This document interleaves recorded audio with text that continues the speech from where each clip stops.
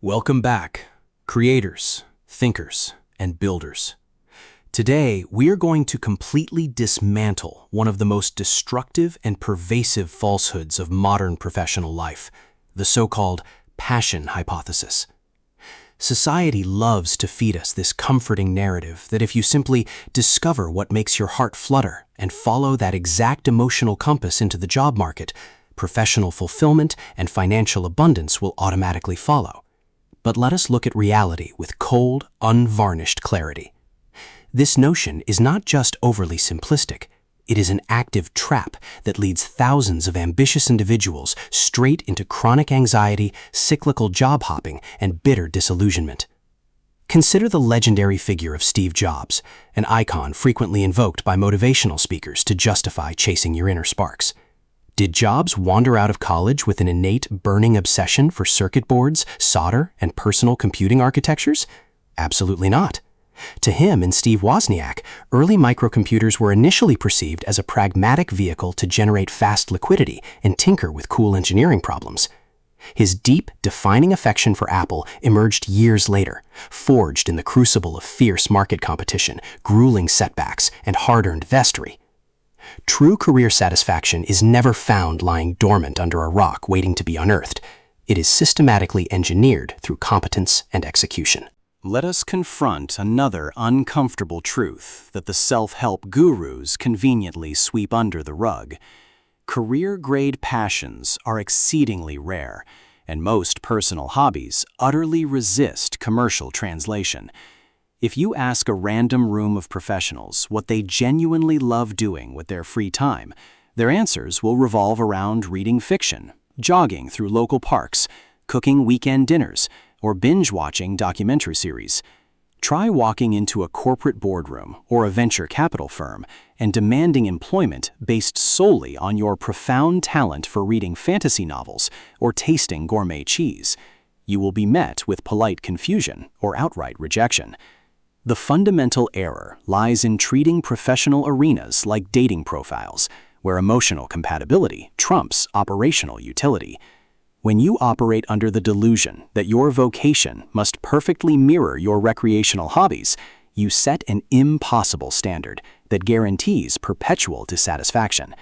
Real-world economies do not reward what you love consuming. They compensate you strictly for what you can reliably produce. Therefore, discarding the passive consumer mindset is the mandatory first step toward genuine professional liberation. You must stop waiting for a pre-packaged dream job to fall into your lap and start understanding how value creation actually functions in the wild. This brings us directly to the great mindset shift that separates elite performers from the eternal wanderers, replacing the passive passion mindset with the rigorous craftsman mindset. The passion mindset is entirely self-absorbed, obsessively fixated on what the market, your employer, or the universe owes you.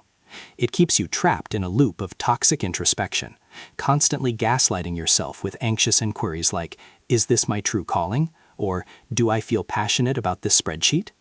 This hypervigilance makes you hyper-aware of every minor flaw in your workplace, blinding you to the actual mechanics of value generation.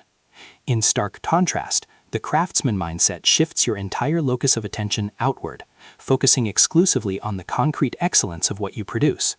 When you adopt this perspective, you stop worrying about whether a task aligns with your ethereal identity and start asking a much more powerful question. How can I execute this deliverable with absolute mastery? You approach your daily work not as a reluctant victim of circumstance, but as a virtuoso performer stepping onto a stage. By focusing relentlessly on output quality, skill refinement, and tangible contribution, you build an unstoppable professional momentum that transcends whatever industry you happen to occupy. Mastery is not an abstract badge of honor. It is the foundational currency of the modern economy, known as career capital.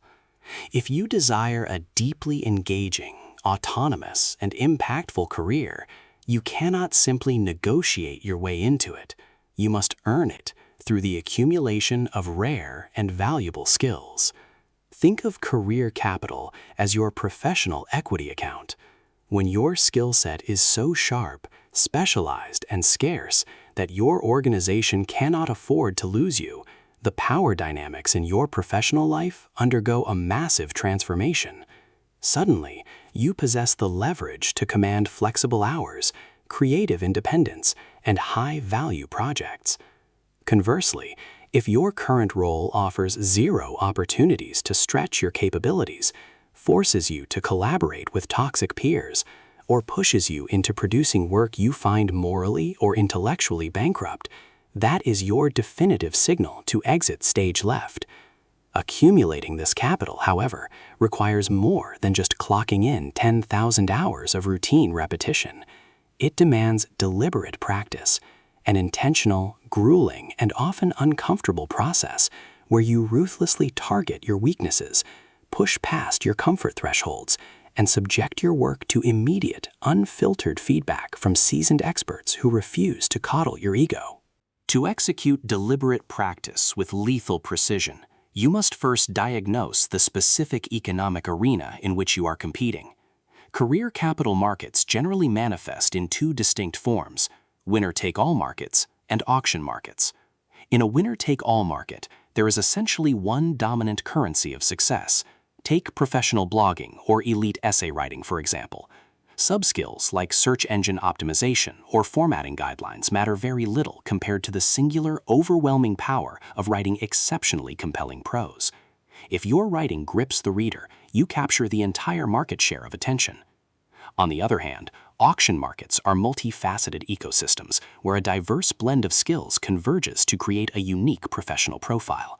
Consider the role of a clean tech venture capitalist. Success here requires a hybrid mastery of renewable energy engineering, financial modeling, regulatory navigation, and early-stage entrepreneurial psychology. Once you correctly identify your market type, you must pinpoint your specific capital requirements and ruthlessly pursue open gates, accessible pathways where you can begin building foundational competence without hitting artificial glass ceilings. You start where you are, leverage whatever adjacent skills you already possess, and systematically climb the ladder of market utility. Once you have accumulated a substantial reserve of career capital, you face your next major strategic inflection point, deciding how to deploy that capital for maximum psychological and professional return. The single greatest investment target you can select is control. When people look back on long, fulfilling careers, the absolute apex of their satisfaction almost universally stems from having genuine autonomy over what they do and when they do it. However, chasing control prematurely, before your skill portfolio has reached critical mass, is a recipe for financial and professional suicide. If you attempt to dictate your terms to the market before you are genuinely indispensable, you will quickly exhaust your financial runway and be forced to crawl back to conventional employment on the market's terms. The exact moment you achieve sufficient career capital to secure meaningful control is precisely the moment your employer will push back hardest to keep you tethered to your old routine. You must stand your ground against this institutional resistance. Furthermore, always run your autonomous pursuits through the strict filter of the law of financial viability. If real human beings are not actively willing to trade their hard-earned money for your output, your grand vision remains a hobby, not a viable enterprise.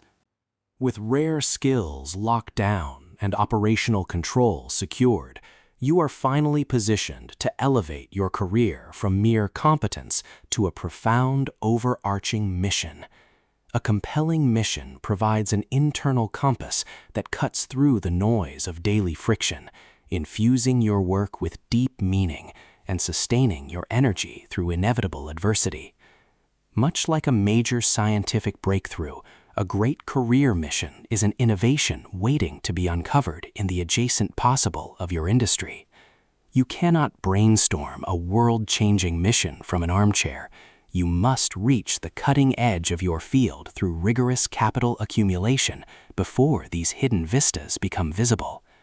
Once you glimpse your frontier, remember the golden rule: think small and act big. Instead of launching a monolithic gamble, deploy small, concrete experiments that yield rapid, real-world feedback. A documentary filmmaker does not pitch a $50 million epic on day one. They shoot a brilliant 3-minute teaser to test audience response and secure initial funding. Finally, ensure your grand initiatives satisfy the law of remarkability. Your concept must be so inherently fascinating that people cannot help talking about it, launched inside a venue where amplifying that buzz is effortless and natural. If this breakdown unlocked a new perspective for you, hit that like button, subscribe for more deep dives into career mastery, and share this video with someone who needs to hear it today.